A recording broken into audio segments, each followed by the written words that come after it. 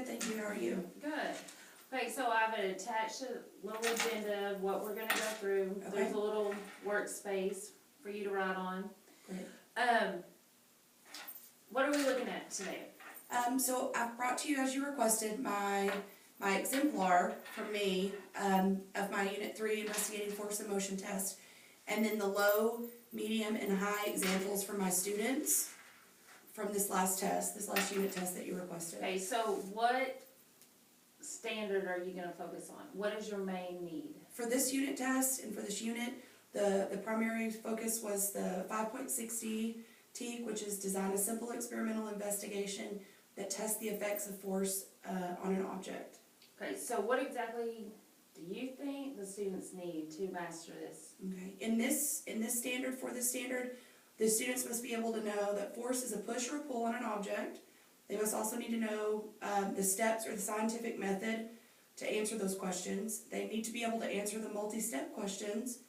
They need to understand that gravity is a force that pulls objects together, and know that friction is also a force that acts in opposite direction of movement. Okay, have you gotten a chance to look at your assessment questions?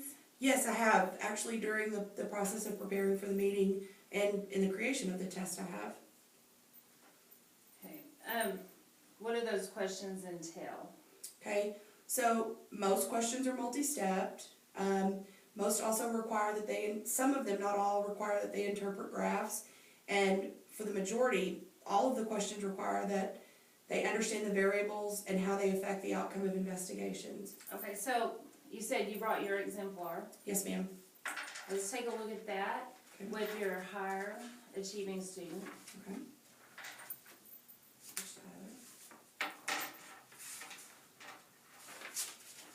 So, how do they compare? Well, the higher achieving student, he explains his answers, and he uses the same testing strategies that I teach in my classroom. So he provides an explanation for his reasoning. Most of those explanations have the vocabulary in them, and he uses, again, the same testing strategies. Okay, so what does that tell you? Well, when they utilize the same methods that I teach them, they're able to be successful. To be more successful. Mm-hmm. Okay. So, let's look at the gaps between Okay. all three, the high, medium, and low. Okay. Here, hand me, I'll do The high. high. Awesome. Well, let's start with question 1. So the gaps in student work. Mm-hmm. Okay. Well, some of the gaps that I saw in student work. Okay.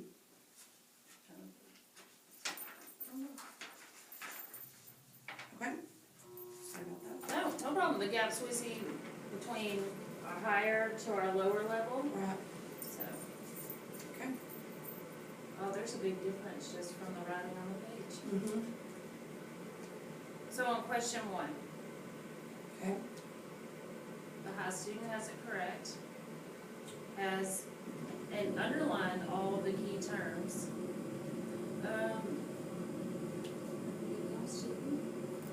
Correct. However, she didn't highlight all the key terms, but she did have routine for her answers. Very true. And then our low student, She doesn't underline key terms, and unfortunately she doesn't have the same, she doesn't use the vocab in the explanation, and she got the answer incorrect. question number 3.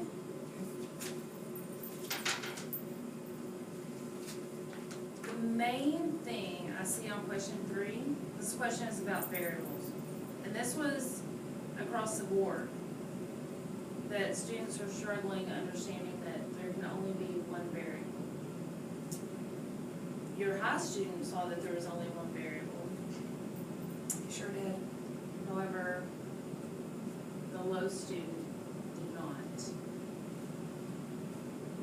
Very good. And this, yeah, and the low student doesn't even discuss variable in her explanation.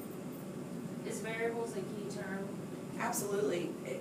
It's the vocabulary that's kind of most important, I would assume. Are you seeing that as a struggle across the board? Or Certainly just- for the low achieving students.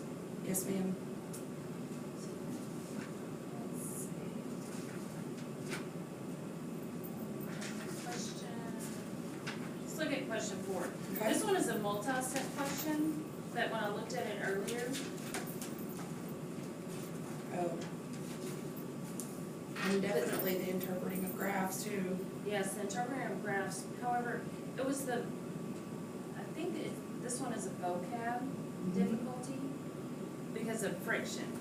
If the student, they were getting confused, does friction make it go faster or does it make it go slower? Your higher level student understood, place the time, the quicker time, the less friction.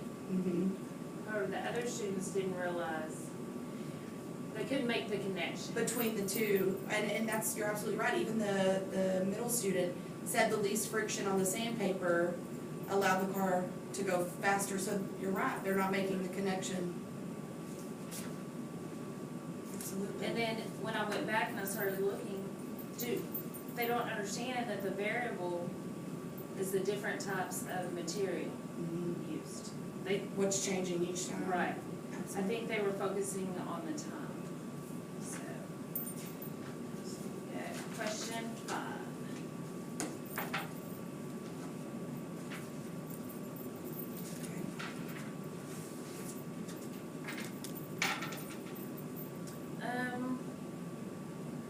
Again, this is creating the scientific investigation, the steps. Your high student kept all the ramps at the same height and length, but across, they were using different textures, they were having more than one variable. So to me, that shows a trend that they're not concentrating, that you can only have one variable.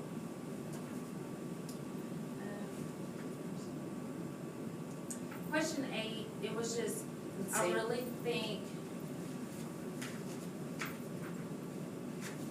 it was a vocab issue of not understanding magnetism.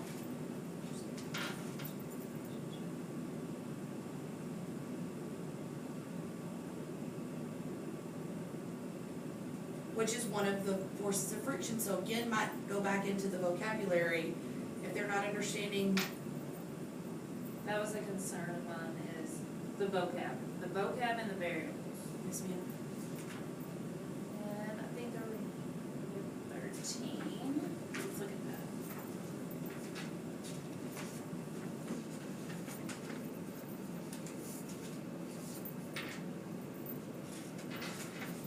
This was a new one.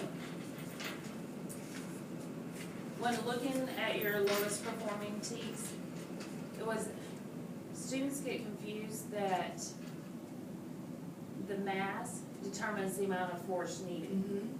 So we might need to address that. But looking through this, what is the highest misconception that you think that we should fix? Well, students think the scientific method is a step-by-step method rather than a repetitive process, and more than one variable can be present.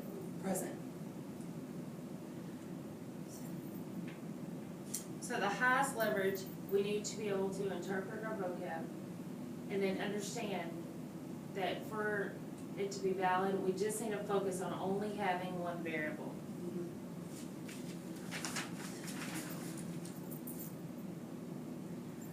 So the data is telling me that students miss questions 1, 3, and 5 due to lack of vocab knowledge. But that's easy, we can fix that. However, the misconception that you can have more than one variable is the cause for students missing most of the questions. So we need to identify with the students that only one variable can be present. Do you agree with that? Or would you like Absolutely. to focus more on vocab? We can still focus on vocab. Well, I feel like the vocabulary, we could work that into daily bell ringers, but the other misconception is the one that's probably the most difficult for them to clear up the misconception, so you're right. So, we're going to reteach our misconception of There could be more than one variable. Mm-hmm. How do we want to address this? We could do either way. We could model it, or we could do guided discourse. And in a way, we can do both. What I think would be the best is I pulled this up after looking at your data. Okay. These are lead forward testing IQ.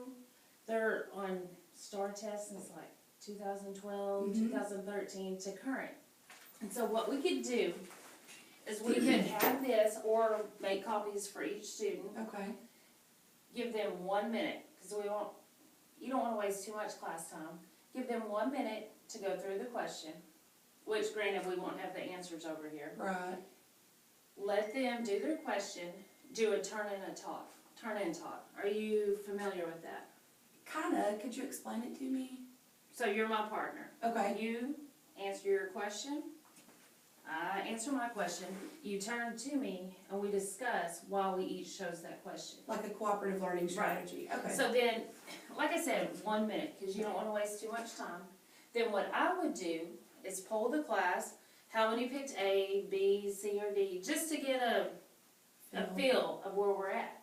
Then we would discuss the question, but I'm not going to discuss it.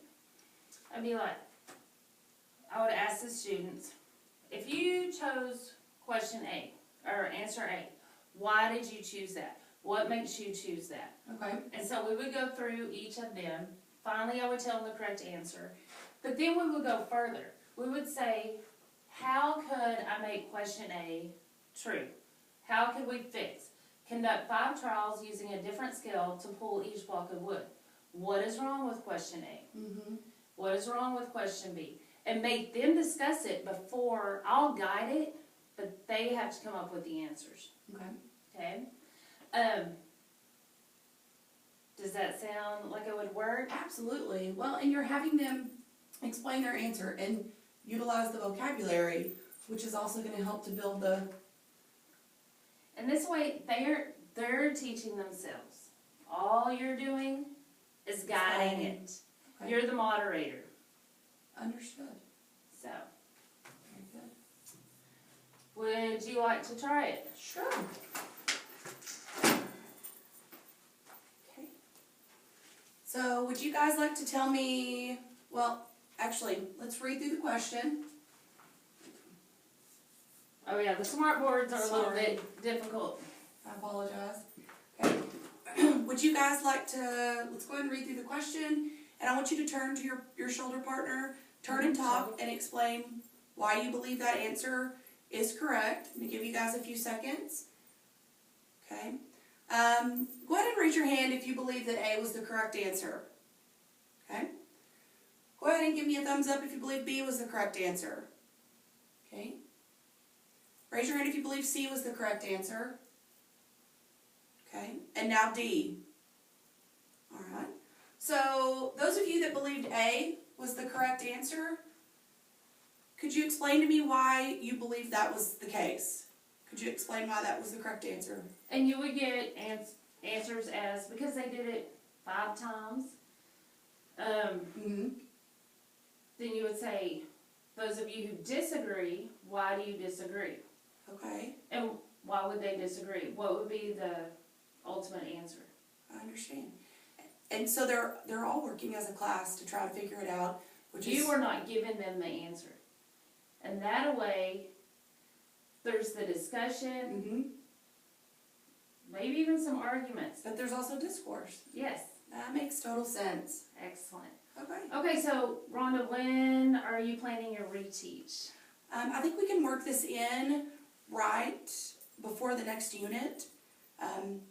You know, we're getting started on a new unit, and I'd like to get it taken care of probably next week. And another suggestion is your bell ringers. You do an amazing job with bell ringers, but you could spiral in some of these questions, and that could be an easy discourse. Absolutely. I could even utilize these from, you said this was lead forward? Mm-hmm. Okay. I could probably use some of the released STAR questions over that same standard. Right.